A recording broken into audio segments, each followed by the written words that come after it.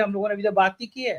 जी, doctor जी। प्रकाश हिंदुस्तानी जी, दोनों स्थितियों पे, कश्मीर में तो मी से ज्यादा करीब 50 सीटों पे इंडिया गठबंधन आगे, और हरियाणा में भी कांग्रेस आगे। आपकी पहली प्रतिक्रिया क्या है डॉक्टर प्रकाश हिंदुस्तानी? संजय जी, जिस तरीके से चुनाव के नतीजे आ रहे हैं, बैलेट पेपर भी हैं तो बैलेट पेपर ही, मतपत्र ही हैं। ये बात सही है कि ये आंधी नहीं चल रही है कांग्रेस की, लग रहा है कांग्रेस की सुनामी आ रही है और उसमें सब बहे जा रहे हैं।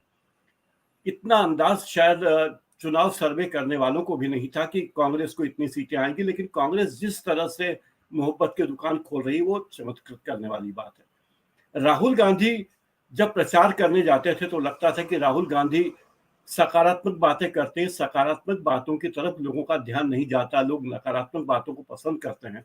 लेकिन राहुल गांधी ने जब मोहब्बत के दुकान की बात शुरू की तो लोगों ने उसे पसंद किया।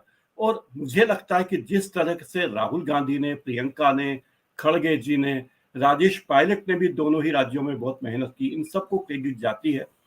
और बीजेपी के लिए निश्चित ही बहुत ही चिंता की बात होगी, क्योंकि आगे आने वाले समय में महाराष्ट्र में चुनाव होने, झारखंड में चुनाव होने, दिल्ली में चुनाव होने, तो एक तरह से ये पूर्वाभास है कि इन राज्यों में क्या हो सकता है। सचिन पायलट ने तो कल ही कह दिया कि हम तो महाराष्ट्र में भी जीतेंगे, यानी वो इतने मुतमईन है कि हरियाणा और जम्मू कश्मीर के बाद हम महाराष्ट्र का नंबर लगाएंगे, हम सरकार बनाएंगे महाराष्ट्र में वापस। तो आप ये देखिए कि विनेश फोगाट आगे जीत की ओर बढ़ रही हैं, जहां पिछली बार कांग्रेस को केवल 12% वोट मिले थे।